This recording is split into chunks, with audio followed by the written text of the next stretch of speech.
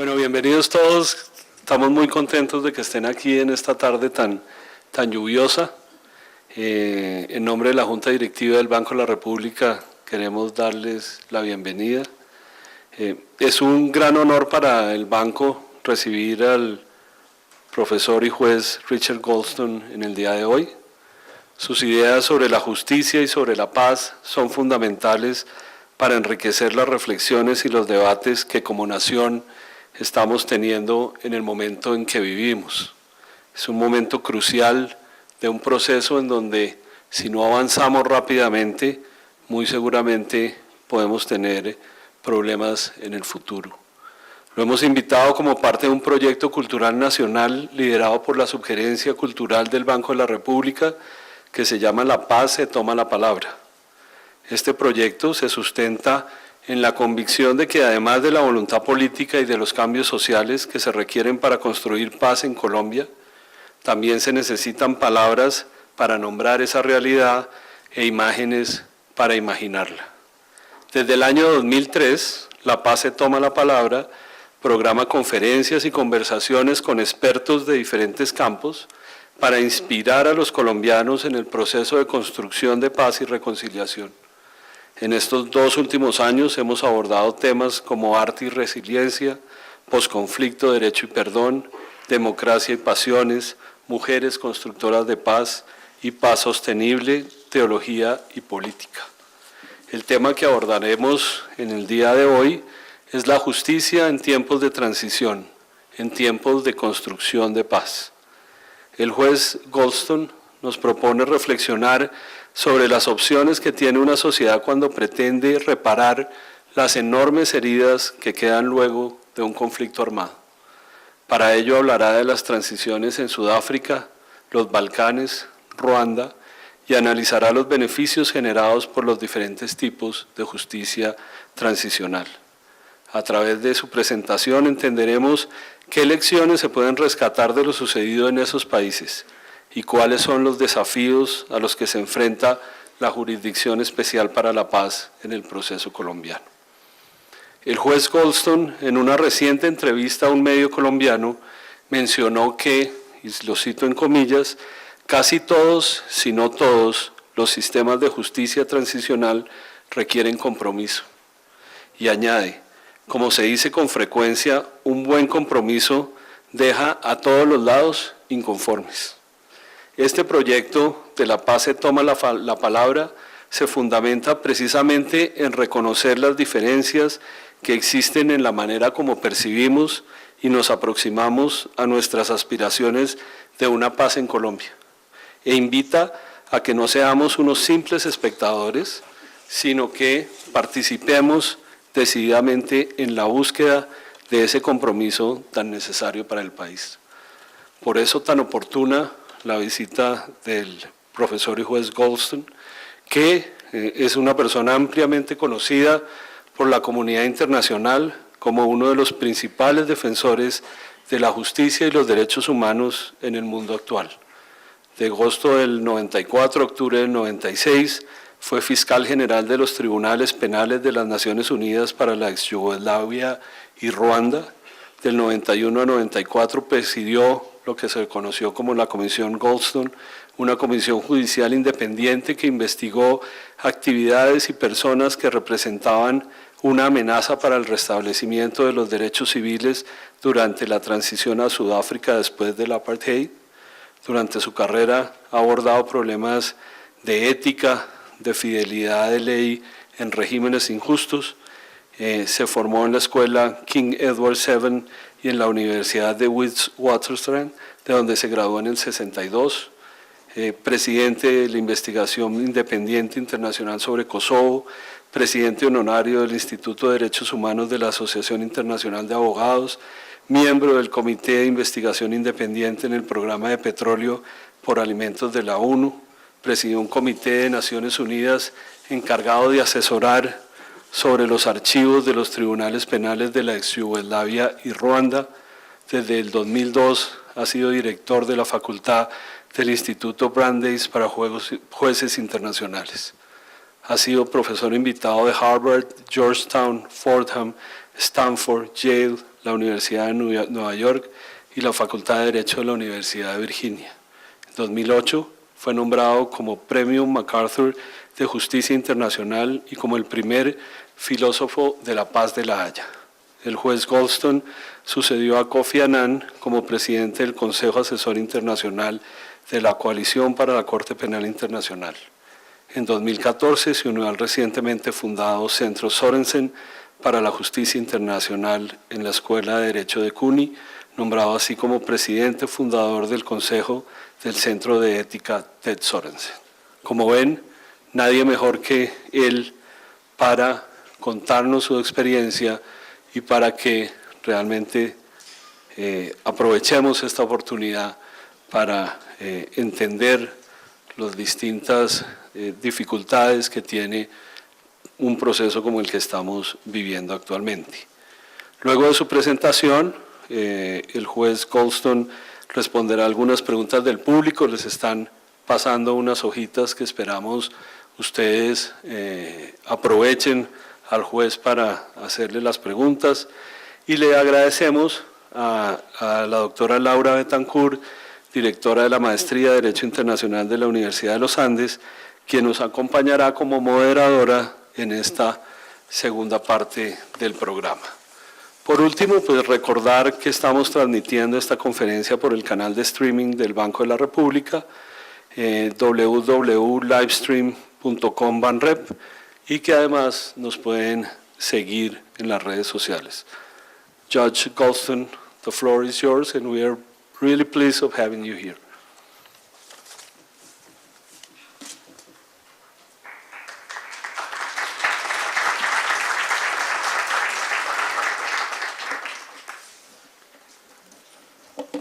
Mr. Hernandez, thank you very much for your warm words. Doctor Hernández, muchísimas gracias por su cálida bienvenida y le agradezco mucho al Banco de la República de Colombia por haberme invitado a mí y a mi esposa a venir a la que es nuestra primera visita a este hermoso país.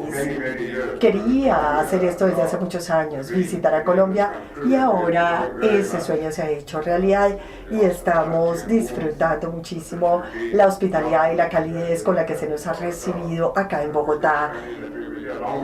Ojalá pudiéramos quedarnos más tiempo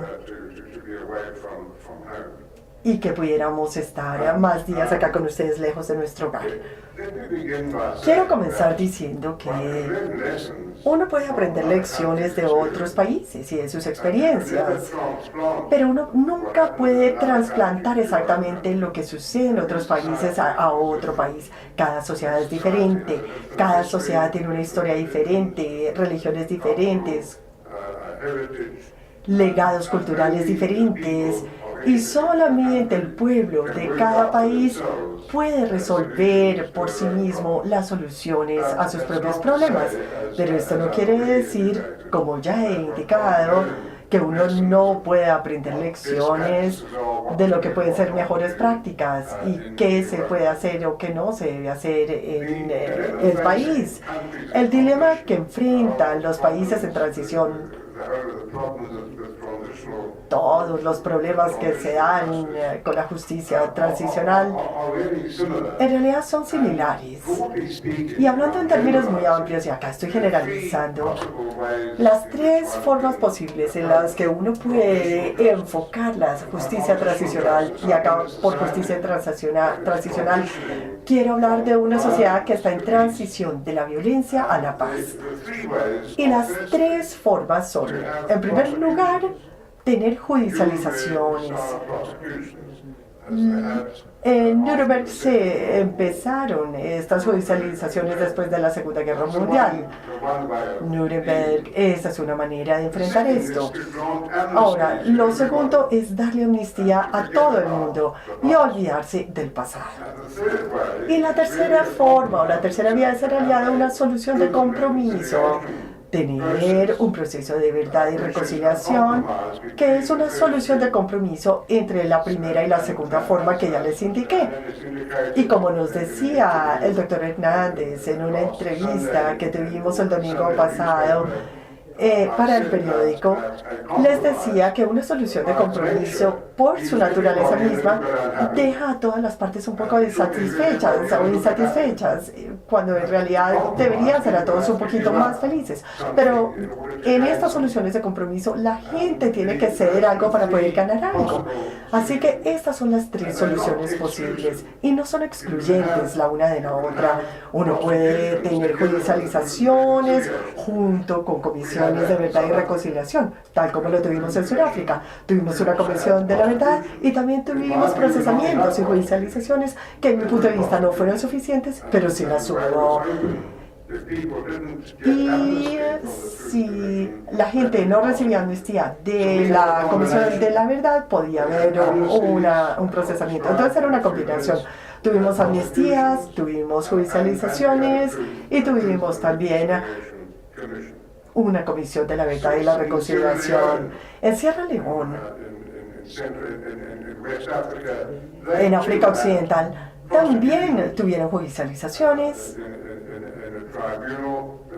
ante un tribunal, pero también tuvieron una Comisión de la Verdad y la Reconciliación. Así que no era una inconsistencia.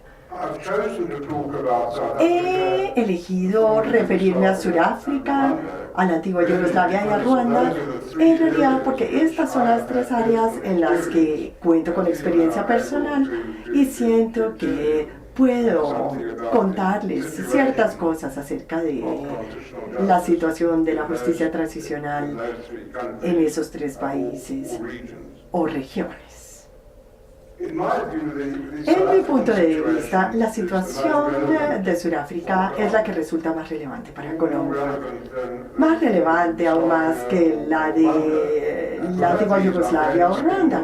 Y por esta razón le voy a dedicar más tiempo a Sudáfrica.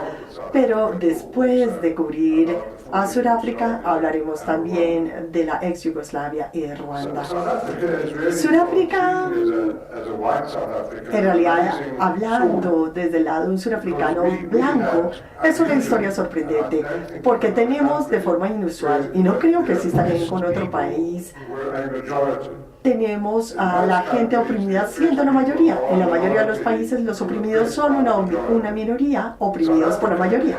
En Sudáfrica teníamos una pequeña minoría blanca, quizás un 15% de la gente sudafricana, oprimiendo un 85% del pueblo sudafricano durante cerca de 350 años. Desde la época en que llegaron los holandeses a Sudáfrica en 1652 hasta 1994. Tuvimos gobiernos blancos coloniales y luego el apartheid oprimiendo la mayoría de nuestra gente. Y naturalmente, después de 350 años de opresión, hubo un temor justificable de parte de la minoría blanca, en el sentido de que si le dieran el poder a la mayoría negra, ese sería el final para ellos, que los asesinarían, que los torturarían y que los iban a empujar hacia el mar y que les quitarían todas sus propiedades y sus derechos de los cuales se habían apropiado en los últimos 350 años. Existía el temor de que pensaban que si estuvieran en los zapatos de la mayoría negra, querrían vengarse.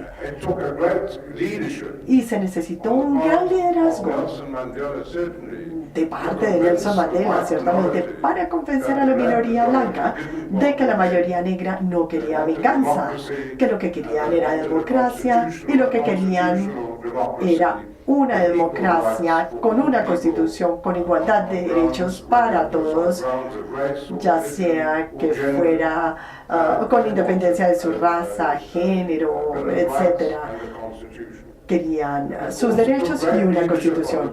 Y obviamente se necesitó el gran liderazgo de parte del Cleric, el último presidente del apartheid, para convencer a su gobierno minoritario de que lo mejor para el futuro de Sudáfrica era precisamente tener una democracia y no tratar de seguir colgados del poder y de ese dominio de parte de la minoría blanca mediante el uso de la fuerza. Y obviamente se necesitó toda una serie de circunstancias para convencer a la minoría blanca de llegar a ese punto. Uno de estos fue que hubo una campaña interna anti-apartheid y las políticas de los líderes negros para hacer de Sudáfrica algo ingobernable. Los edificios del gobierno se incendiaron y se tiraban piedras a las ventanas y se creaban peajes y bloqueos de las calles quemando llantas de vehículos. Había mucha violencia en Sudáfrica y la policía reaccionó con más violencia y hubo miles de personas que resultaron muertas en esta violencia. La mayoría de los heridos y muertos fueron los que protestaban negros, pero también hubo bajas en la policía y en el ejército, y los hospitales estaban repletos de víctimas que habían resultado heridas por balas y que de otra manera estaban lesionadas.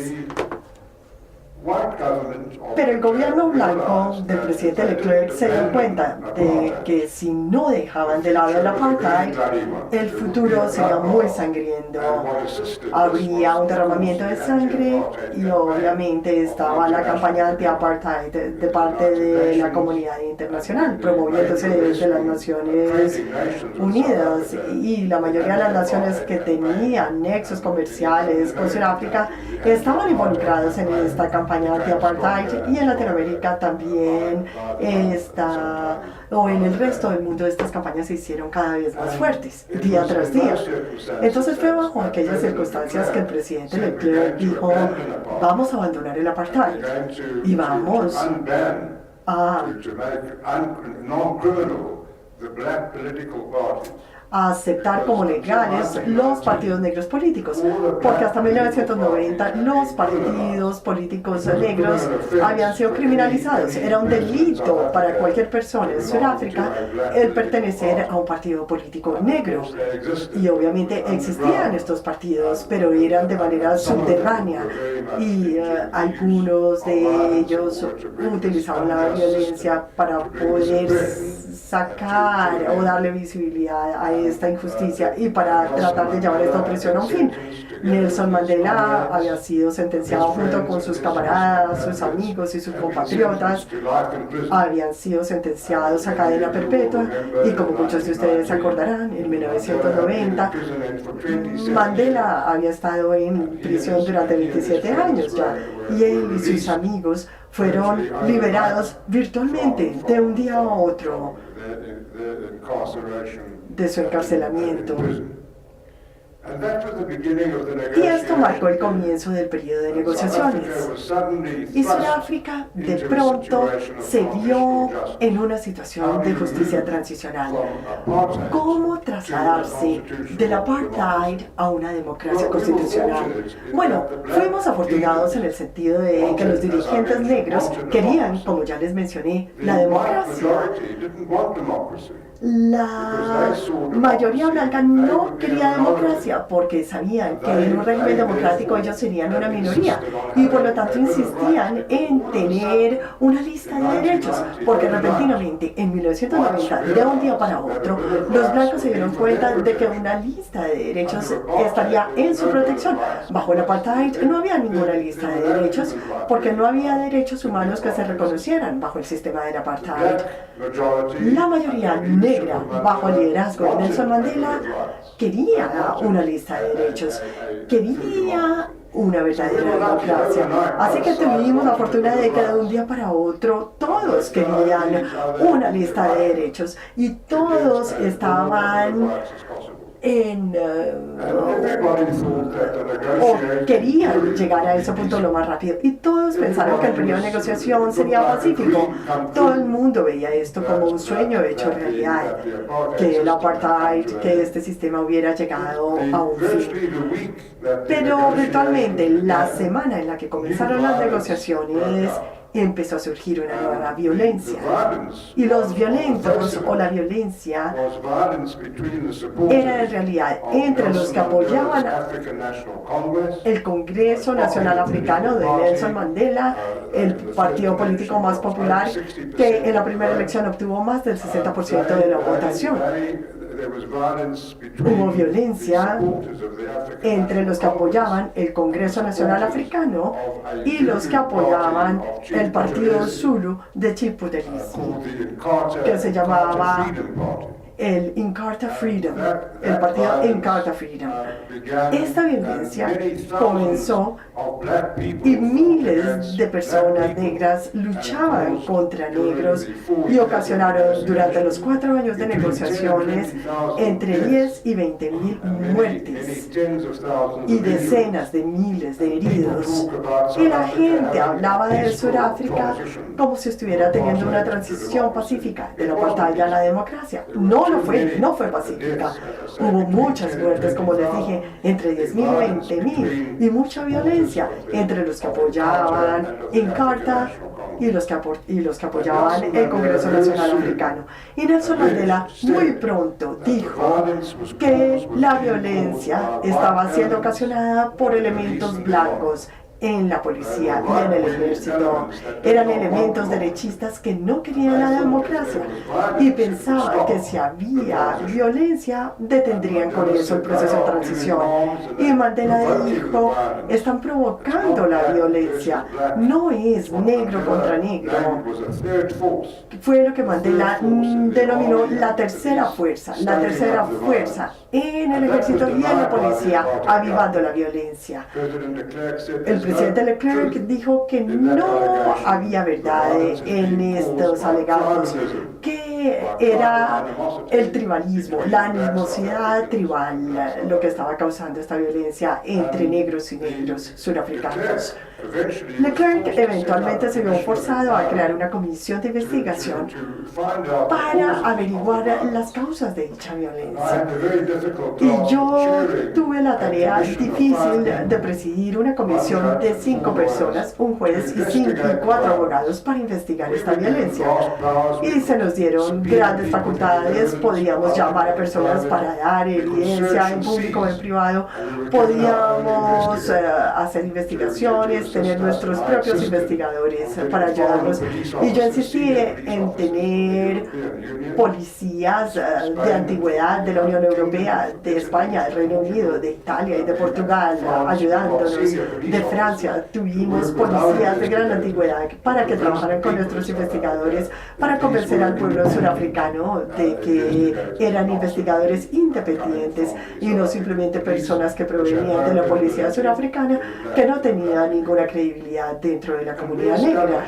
Así que establecimos, para contarles la historia en pocas palabras, establecimos que Mandela tenía toda la razón. Tuvimos la evidencia y llegamos a archivos en el Departamento de Inteligencia Militar que probó que la violencia estaba siendo causada por el ejército, por la inteligencia militar. Eran unidades que no estaban haciéndolo por instrucciones del gobierno del apartheid, sino eran unidades dentro del ejército que querían poner fin al proceso de negociación. El presidente Leclerc, de nuevo, para cortarle la historia, terminó despidiendo a 23 generales y oficiales de alto rango para detener lo que Mandela correctamente había denominado la tercera fuerza.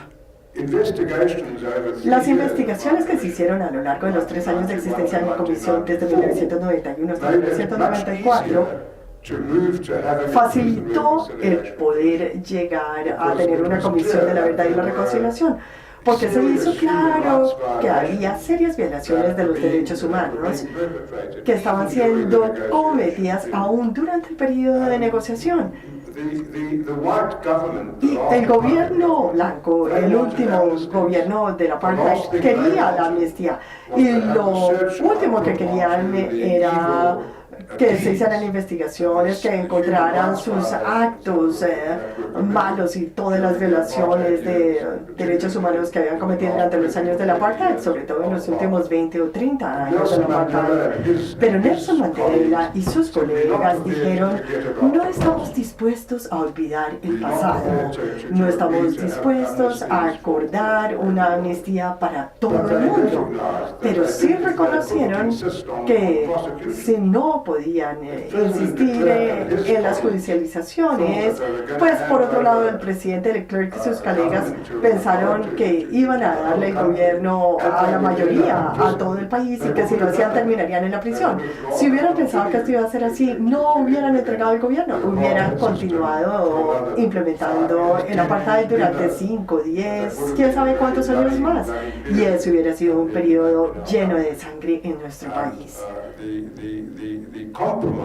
La solución de compromiso fue una comisión de la verdad y la reconciliación, y en el interino, mientras se llegaba a la primera constitución que llevó a un final el apartheid, se dijo que al final de la constitución, y les voy a dar una cita acá de lo que se estaba acordando, les voy a leer acá, la constitución decía: para poder avanzar en la reconciliación y la reconstrucción, se debe conceder amnistía en relación con actos, omisiones y delitos asociados con objetivos políticos y cometidos en el curso de conflictos en el pasado.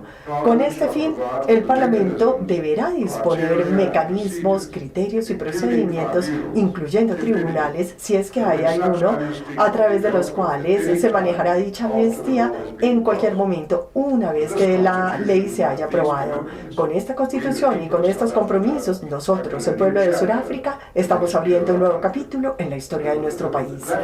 Así que este fue el acuerdo en general, pero como podemos ver, no hay ningún detalle en cuanto a cómo iba a funcionar, en cuanto a la amnistía y la Comisión de la Verdad. Esto ya se le dejaba al nuevo gobierno después del apartheid, el que asumiría el poder con las primeras elecciones.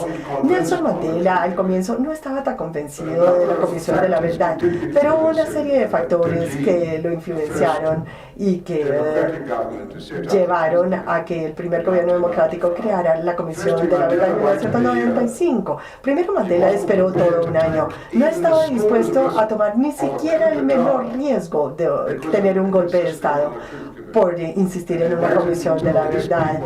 Y no fue hasta que su gente tomó el control de la policía y del ejército ante un parlamento democrático, antes de que el parlamento democrático aprobara la legislación que creó la Comisión de la Verdad y la Reconciliación.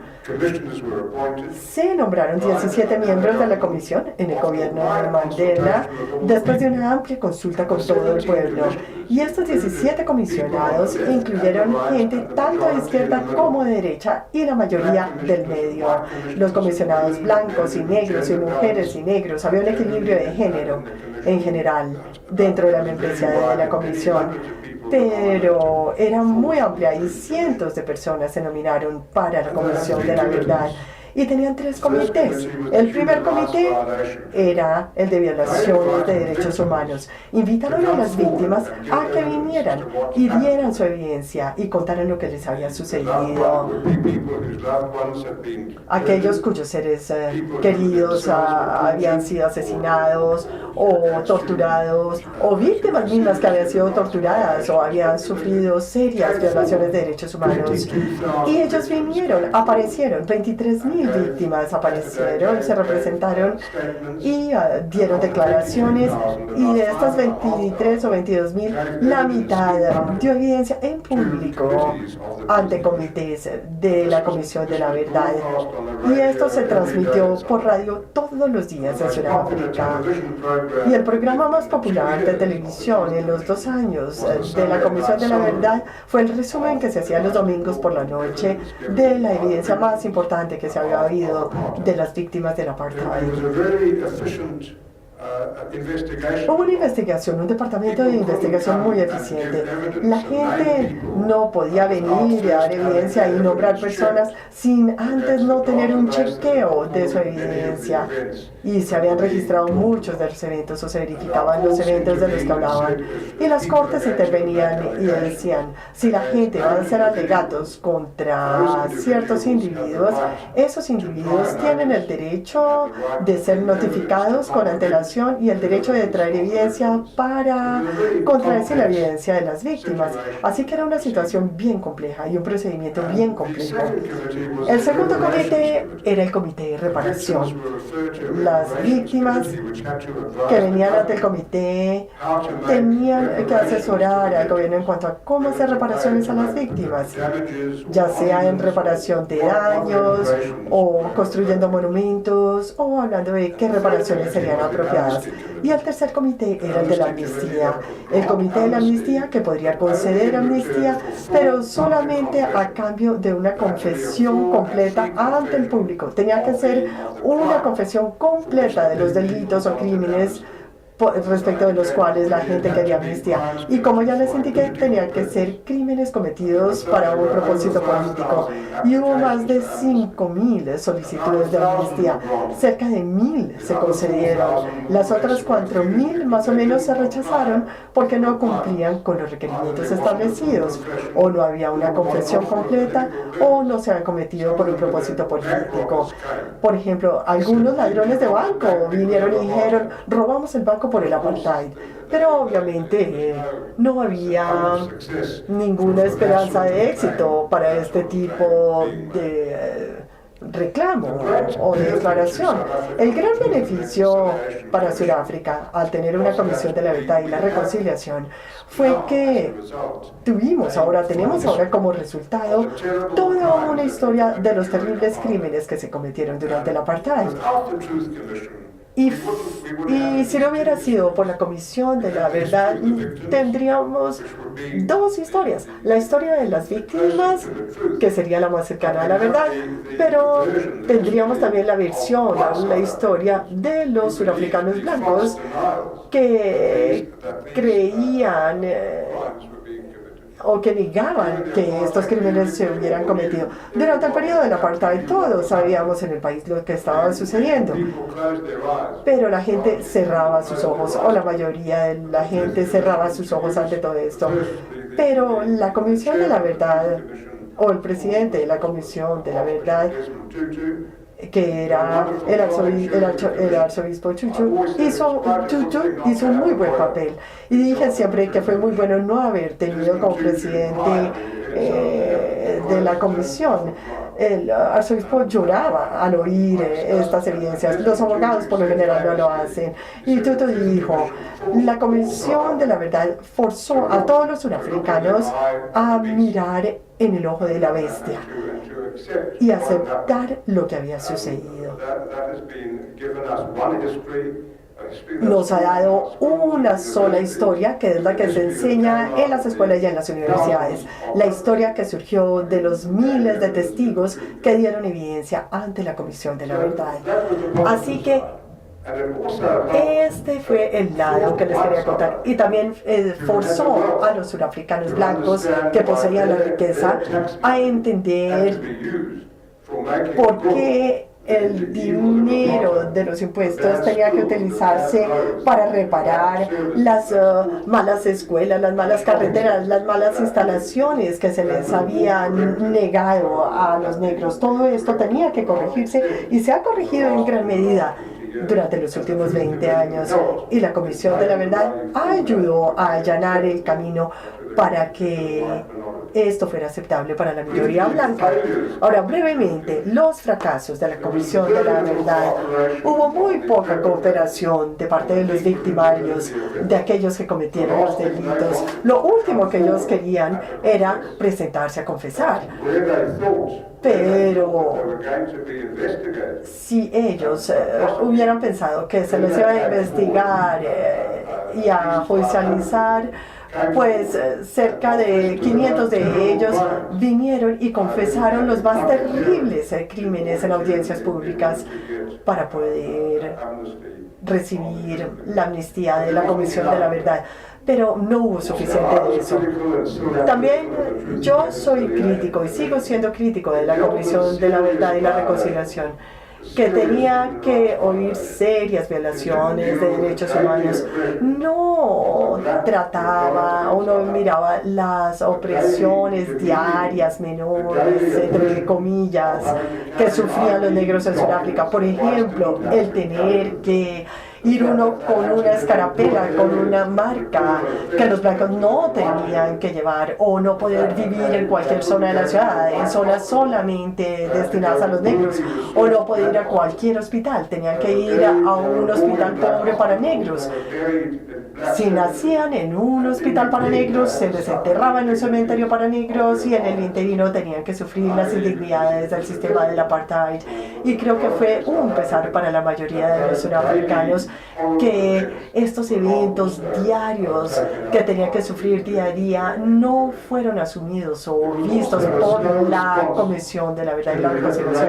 Y hubo una lenta respuesta a las recomendaciones del Comité de Reparaciones.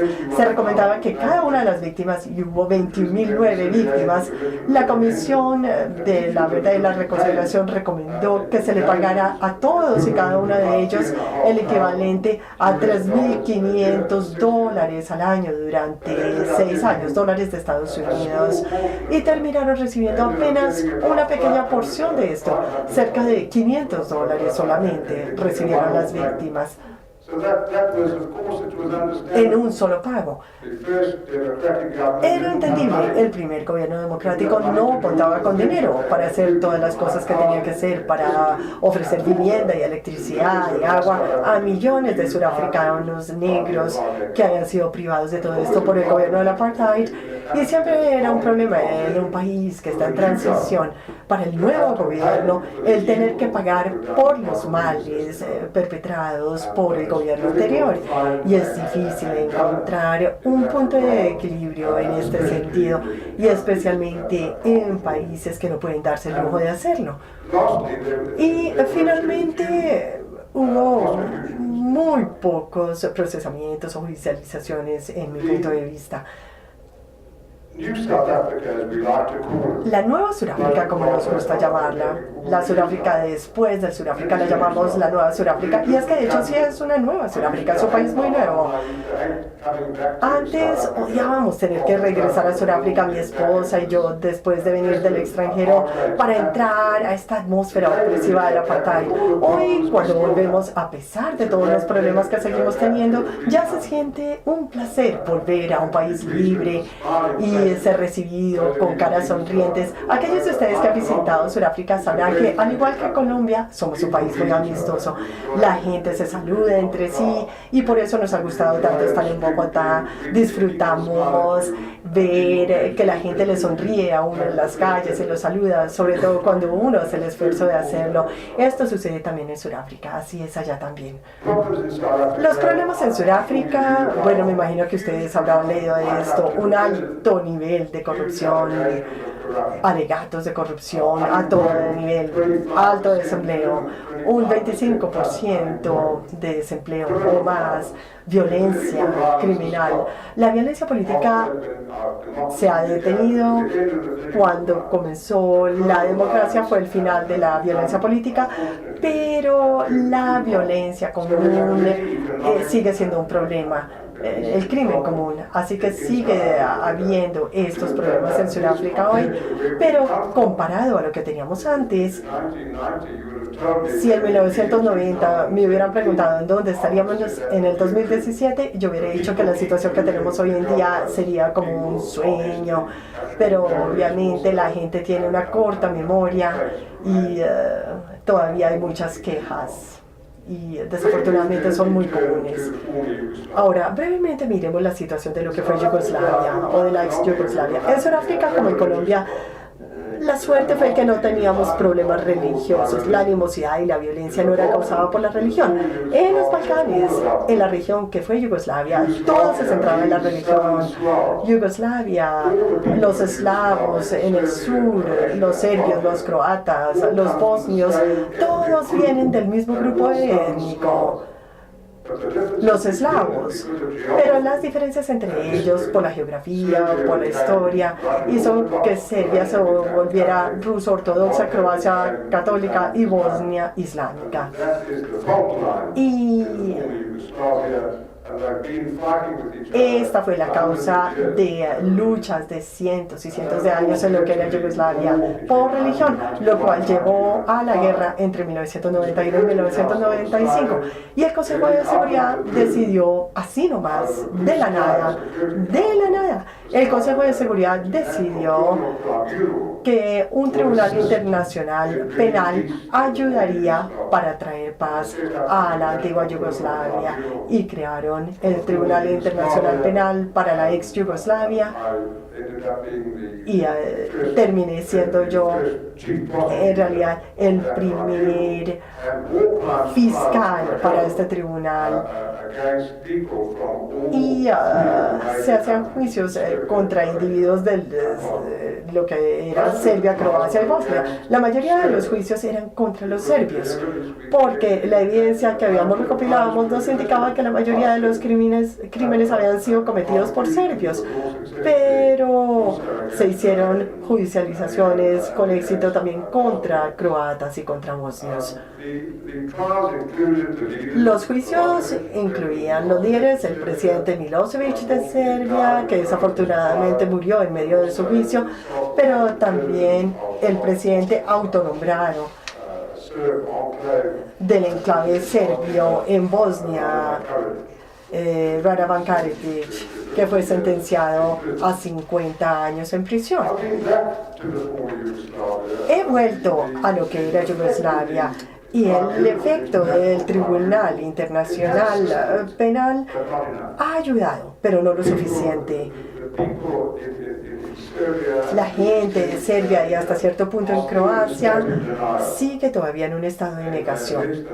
Ellos alegan que el Tribunal Internacional se creó como un cuerpo occidental o de las Naciones Unidas para enjuiciar a los bosnios y todavía hay mucha animosidad religiosa y obviamente la comunidad internacional, las Naciones Unidas y la Unión Europea siguen ayudando a mantener la paz en Bosnia y sigue habiendo inmensos problemas y bueno, la guerra ha terminado, las armas se silenciaron en 1995, en ese día en donde el embajador de Estados Unidos lo declaró. Pero no hay una verdadera paz, aún hoy en día no la hay. Creo que el Tribunal Internacional Penal ayudó a establecer gran parte de la verdad y de los crímenes de guerra que se cometieron, pero no creo que haya hecho un aporte verdaderamente importante a una paz duradera en la ex Yugoslavia. Ahora, en Ruanda, el Consejo de Seguridad de igual manera tomó una decisión en 1994 de crear un tribunal similar para investigar el genocidio que fue cometido en el medio de 1994 en Ruanda, cuando cerca de 800.000 personas resultaron asesinadas en menos de 100 días. Esto hizo que la matanza de la Segunda Guerra Mundial se viera ineficiente en comparación con la eficiencia con la cual se cometió este genocidio en Ruanda. Inicialmente, el gobierno de Ruanda dijo que no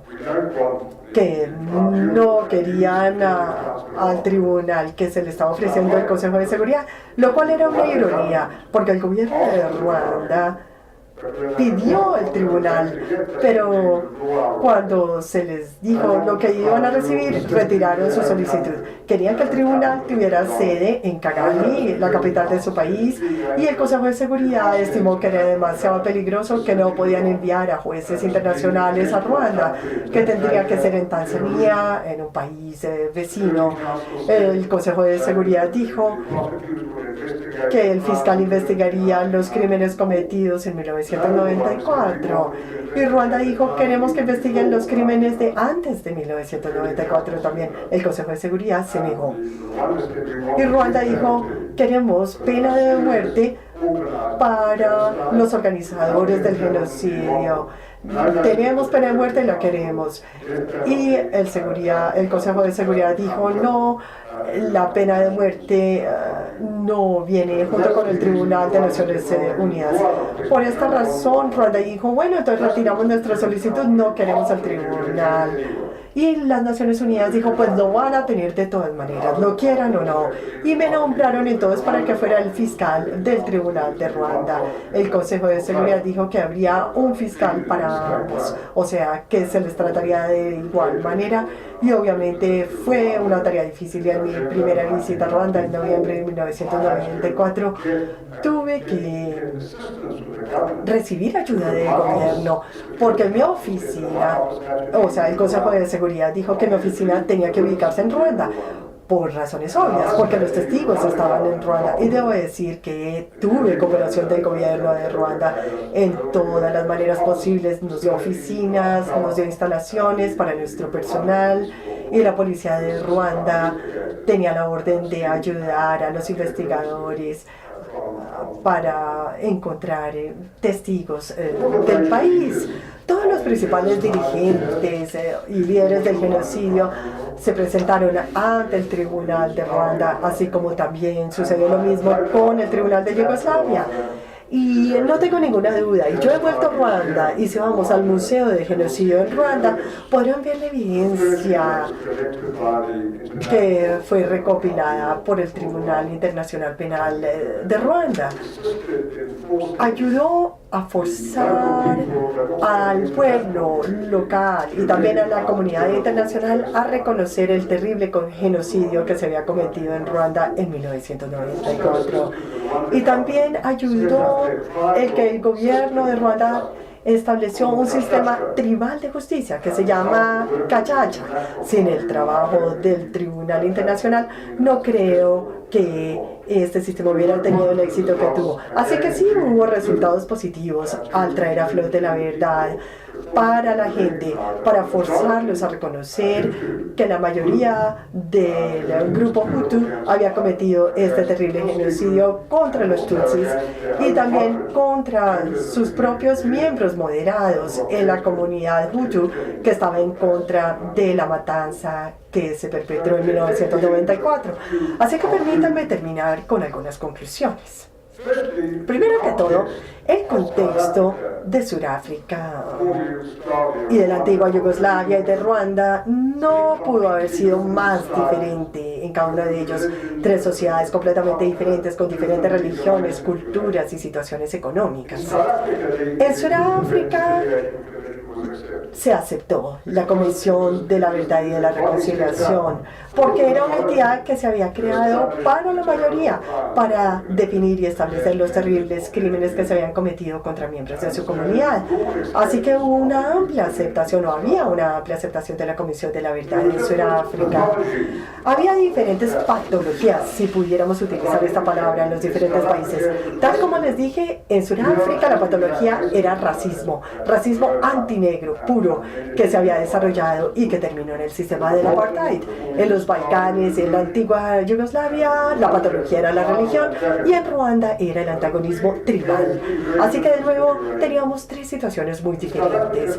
En Sudáfrica, la justicia transicional no ha terminado todavía, continúa y continuará con nosotros todavía durante muchos años. Se necesitarán décadas para restaurar a los surafricanos negros a las posiciones en las que deberían estar.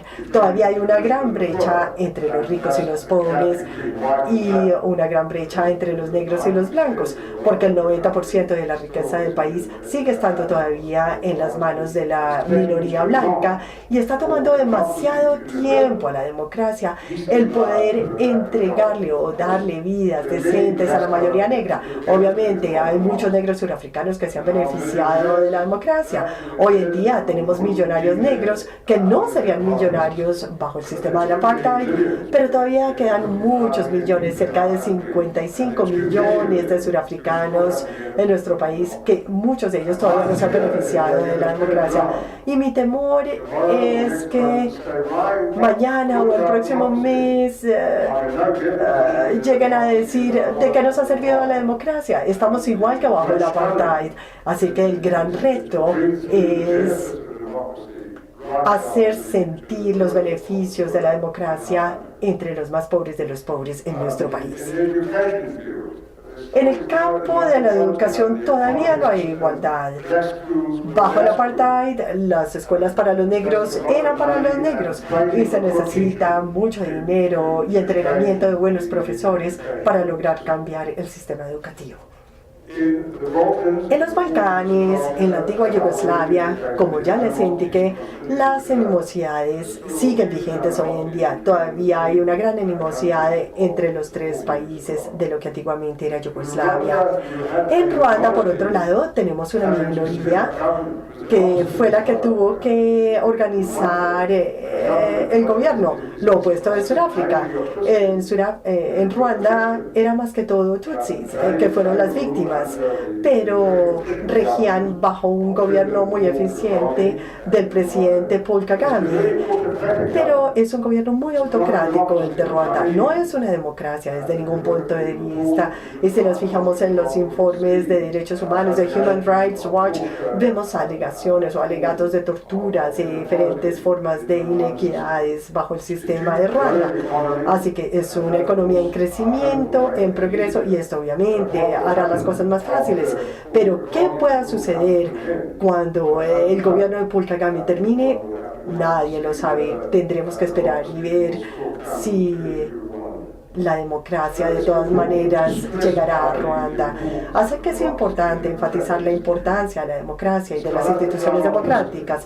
En Sudáfrica yo me siento optimista. A pesar de todos nuestros problemas, tenemos una rama judicial independiente que no tiene ninguna duda en regir contra el gobierno, y en los últimos años ha dado decisiones muy importantes contra el gobierno, contra el presidente mismo, acusándolo de haber actuado de manera ilegal e inconstitucional.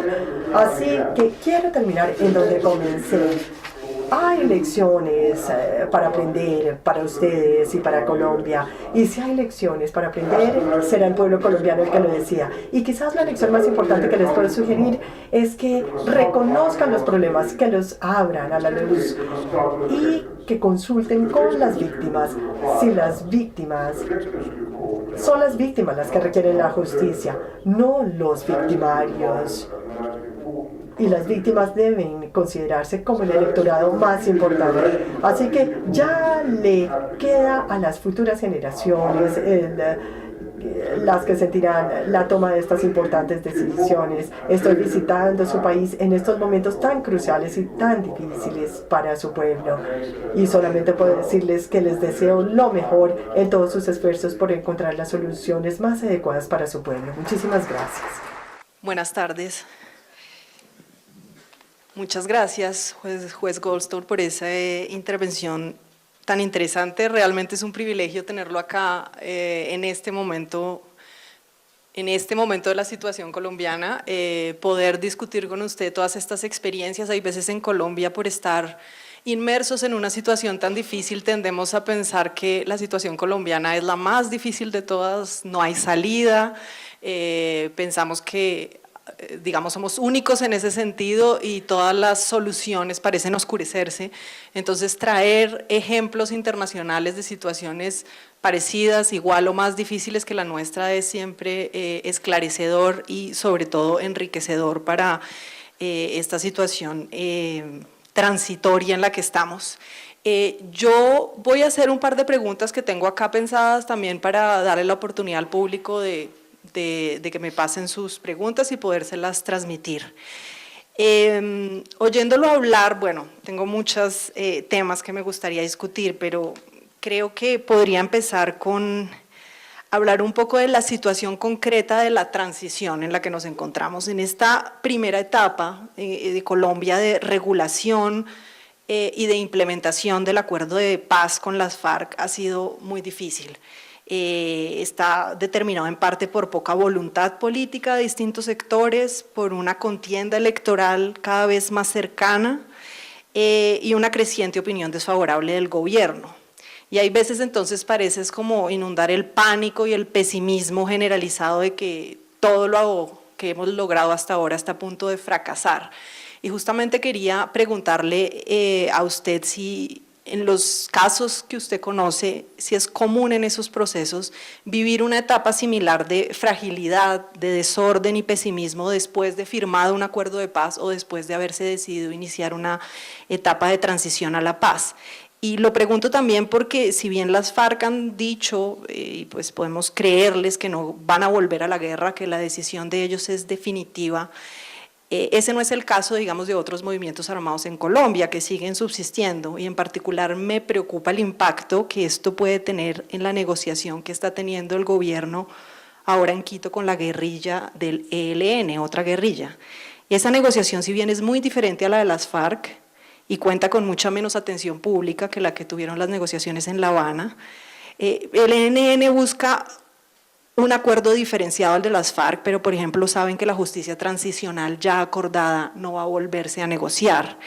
Y sin duda entonces la forma en que se desarrolle exitosamente o no la implementación del acuerdo con las FARC y en particular la JEP, la Justicia Especial para la Paz, tendrá una influencia muy importante en el futuro de las negociaciones en Quito y pues esta ansiedad coyuntural, ¿cómo podría afectar lo que se está avanzando en ese sentido? Quería saber su opinión al respecto.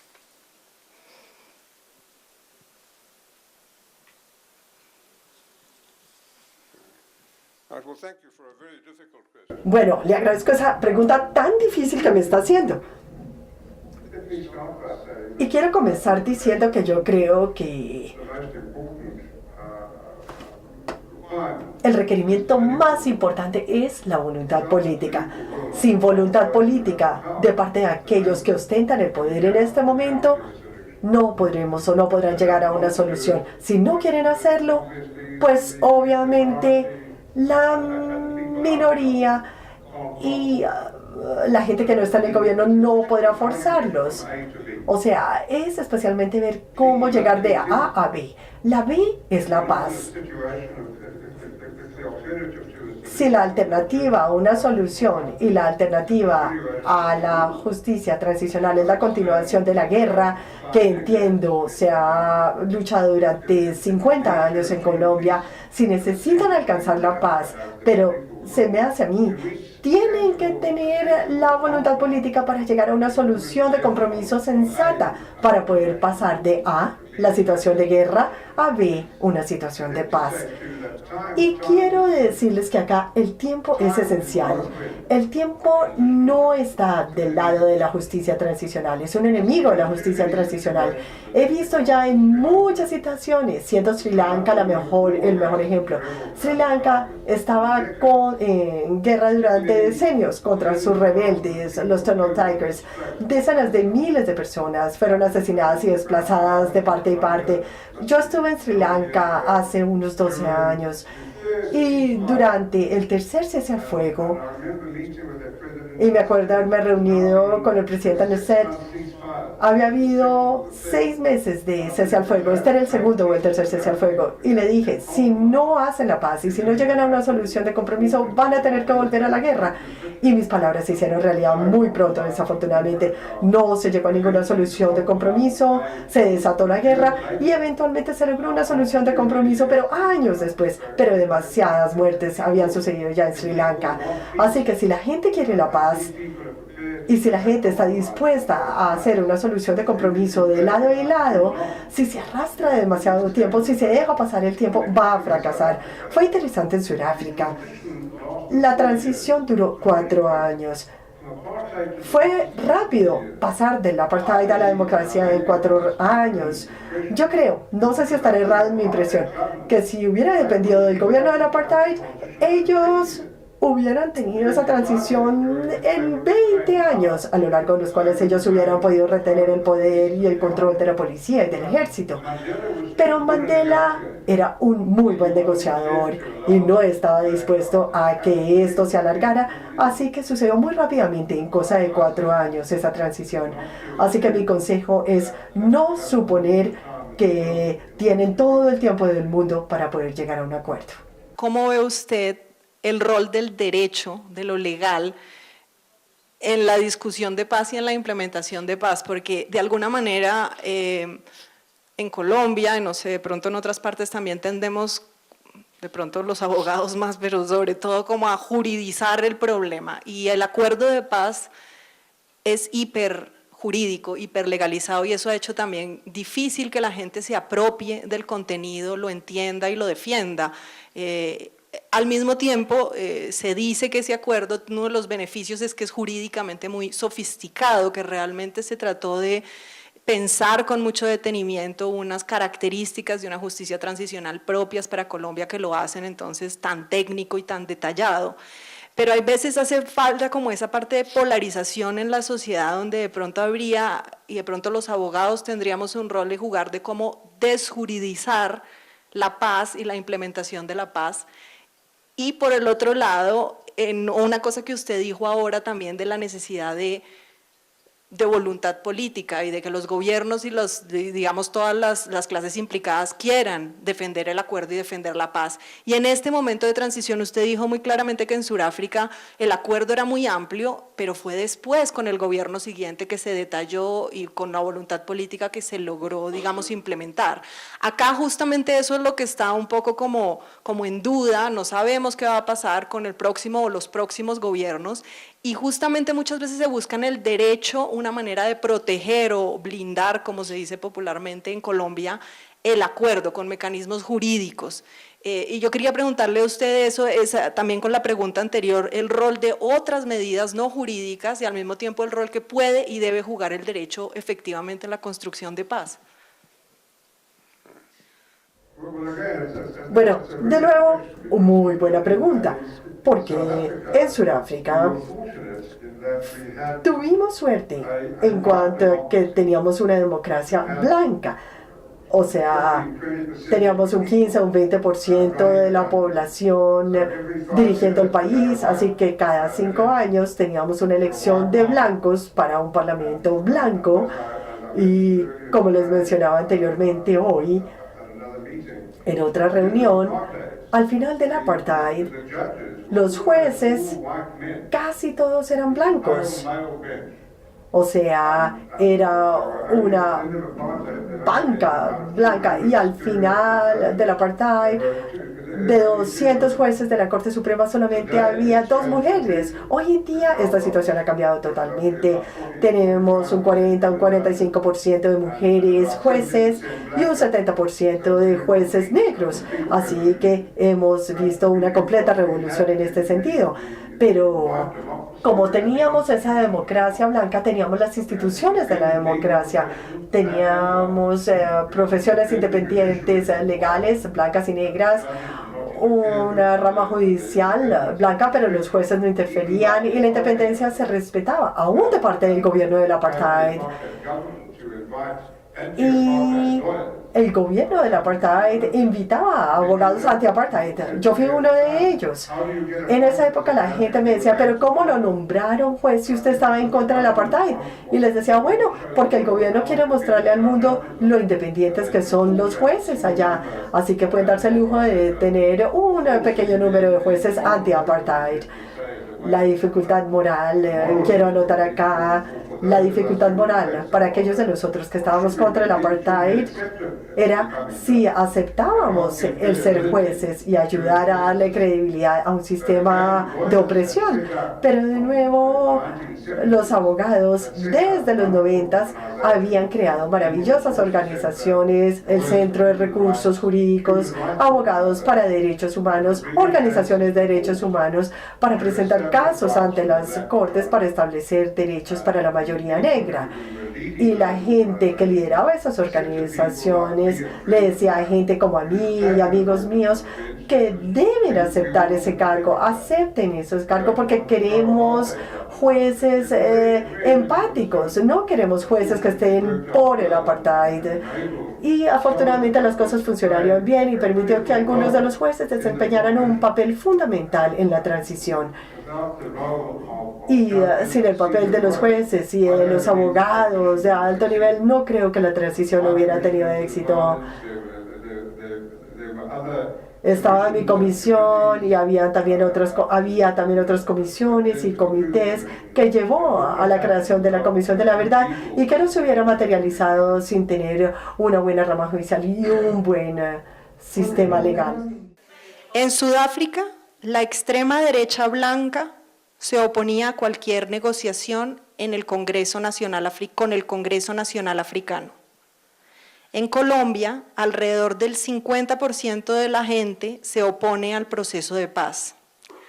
¿Cómo manejar la oposición política para lograr la reconciliación? Well, again,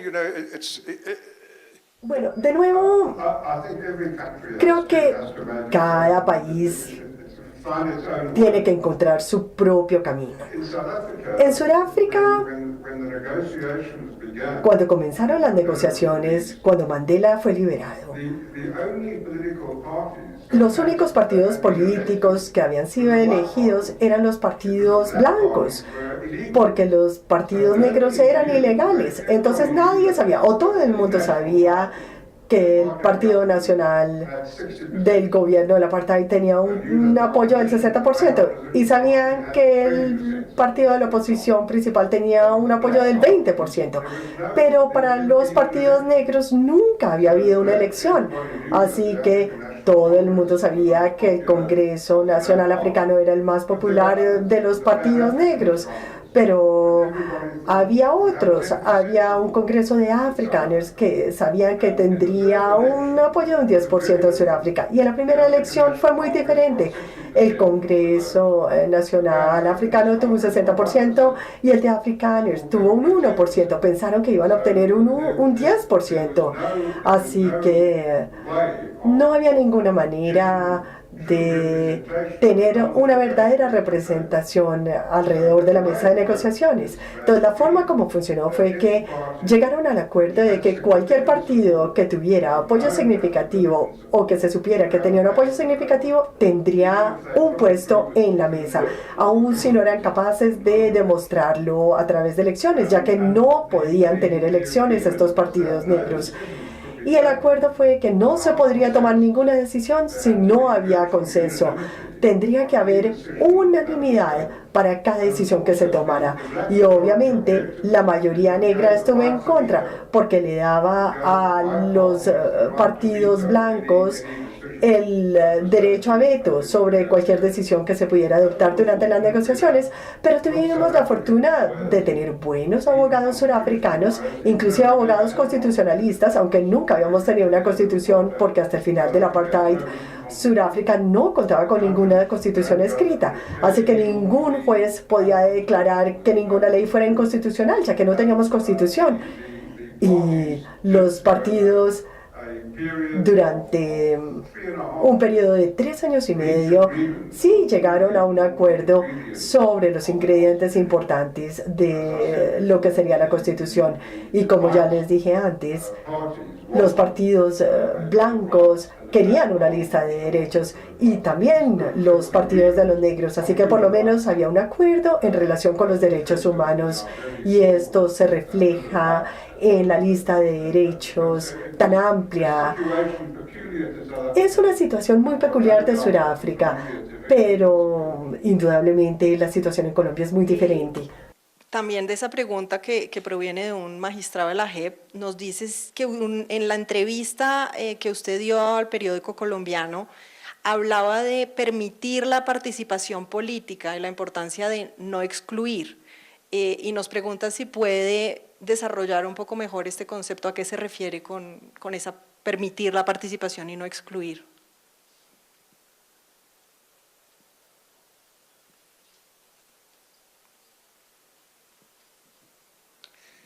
You know, I can only say, Bueno, solamente puedo decir, y me imagino que todos están de acuerdo en que es parte de la naturaleza humana. Si a uno le consultan, es más probable que uno esté de acuerdo. Si a uno no le consultan, habrá más propensión a un no automático a lo que se esté sugiriendo. Así que la importancia en cualquier sociedad que esté en guerra intestina por alguna razón, tiene que haber una consulta y tiene que haber apertura. Creo que esto es importante. Es importante que se oiga la voz de todos para poder llegar a cualquier tipo de consenso o a cualquier acuerdo general.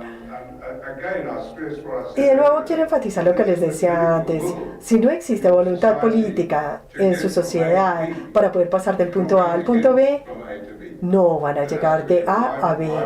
Tiene que haber un acuerdo amplio y un apoyo amplio para la solución que se vaya a acordar. Si no existe suficiente apoyo, y no estoy hablando acá ni del extremo izquierdo ni derecho, tiene que haber una gran mayoría en el medio que llegue a un acuerdo.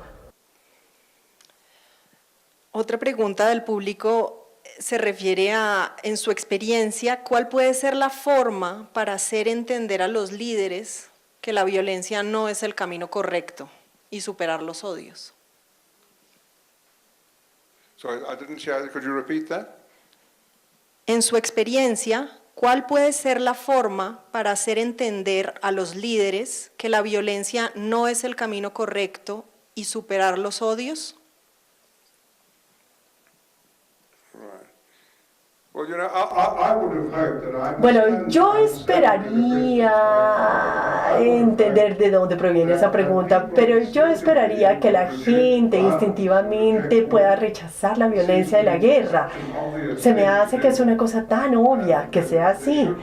Y if not complete unanimity. debe haber una unanimidad casi completa en cuanto a que la violencia no es la respuesta, nunca ha sido una respuesta para cualquier país o para ningún país. La violencia siempre ha llevado a más violencia, nunca a menos violencia. Y no se puede reprimir una gran porción de la población con violencia. Por eso es que he dicho que tiene que haber por lo menos algún tipo de consenso, algún tipo de acuerdo general en cuanto a que la violencia no es el camino correcto.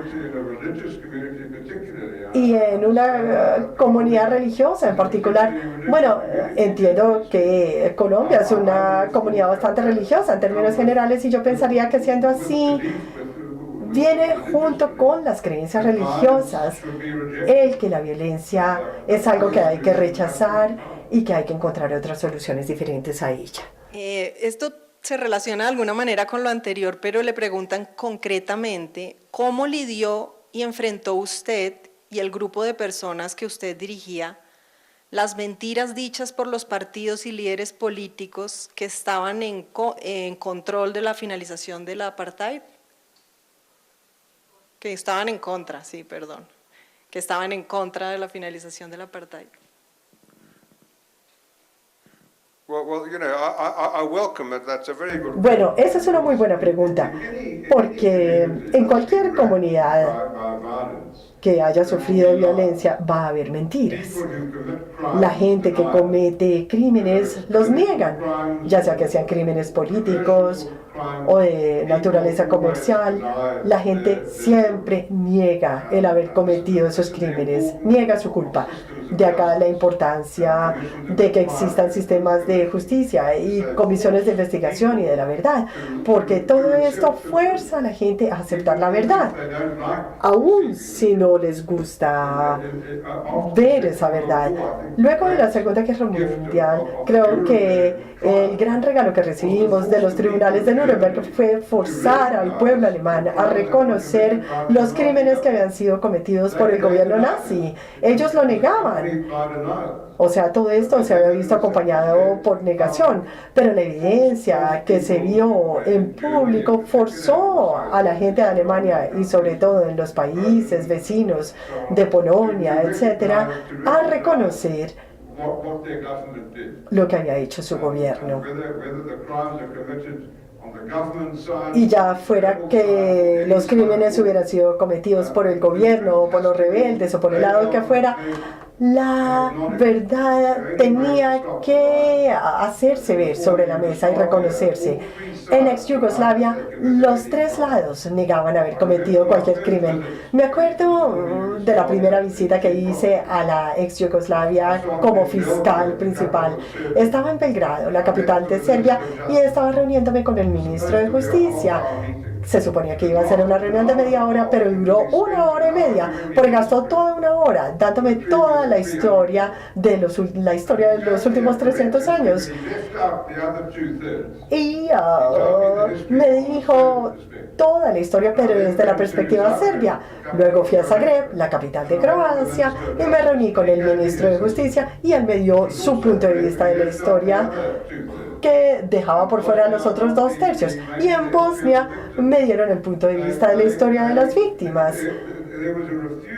Y existía rechazo a aceptar su propia culpa como la causa de la violencia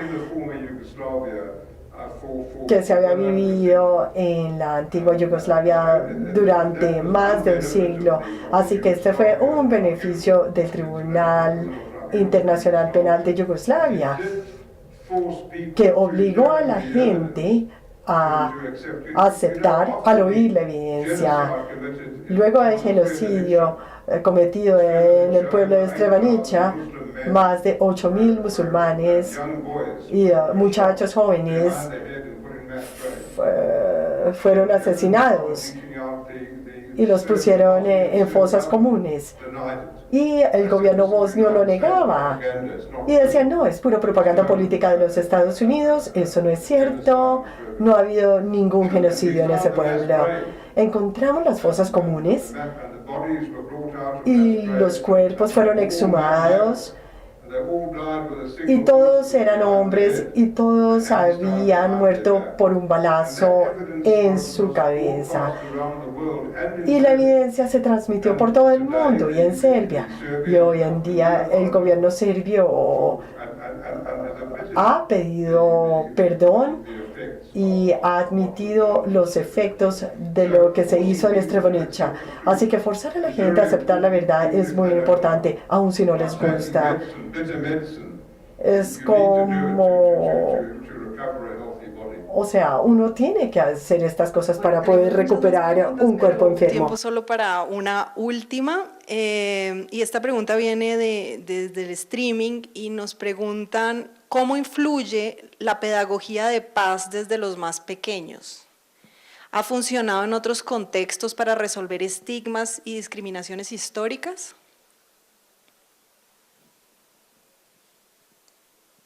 Sorry, again, could you just repeat that? ¿Cómo influye la pedagogía de paz desde los más pequeños, los niños? ¿Ha funcionado en otros contextos para resolver estigmas y discriminaciones históricas? Well, you know, again, all I can do is... Bueno, lo único que puedo hacer es repetir lo que les había dicho antes, y es que la gente necesita que la fuercen en ciertos casos a reconocer la verdad. Y el propósito de la justicia transicional, yo tuve el privilegio esta mañana de reunirme con muchos de los miembros que están trabajando para la JEP. Y quiero terminar diciéndoles que por lo general no se reconoce. En Sudáfrica tuvimos un acuerdo nacional para la paz. Los partidos más importantes, el Congreso Nacional Africano, todos los partidos acordaron tener un acuerdo nacional para la paz, en donde había comités para la paz que se crearon en todas las ciudades y pueblos y aldeas de Sudáfrica. Y estaban formados por miembros blancos, negros, mujeres, hombres, policía, gente del ala derecha, del ala izquierda, y estaban disponibles 24 horas diarias. Cada vez que hubiera un brote de violencia o de amenaza de violencia, se reunían. para tratar de detener esa violencia. En muchos casos fracasaron, pero en muchos otros tuvieron éxito. Lo que les puedo decir es que yo creo que lo que resultó ser crucial para el éxito en la transición de Sudáfrica fue precisamente el apoyo de decenas de miles de ciudadanos surafricanos comunes y corrientes que querían la paz y querían participar a su propia manera, desde sus aldeas, desde los colegios, las escuelas, las universidades, las iglesias. La iglesia desempeñó un papel muy importante para asegurar de que prevaleciera la paz en Sudáfrica. Muchas gracias. Con esto terminamos las preguntas. Muchísimas gracias, Joel Goldstone, por su participación. Muchas gracias a todos por acompañarnos hoy. Tuvimos también en toda la jornada de hoy más o menos 1000 personas que nos acompañaron entre redes sociales y streaming. También les queremos contar que esta conferencia está grabada y va a ser parte del baúl de herramientas del proyecto La Paz se toma la palabra, así que en 15 días pueden verla y descargarla de la página web www.banrepcultural.org/paz para que la puedan utilizar en otros contextos y en otros espacios. Muchas gracias al juez Goldstone, a Laura Betancourt por acompañarnos hoy y bueno, esperamos que esto llegue a buen término. Gracias.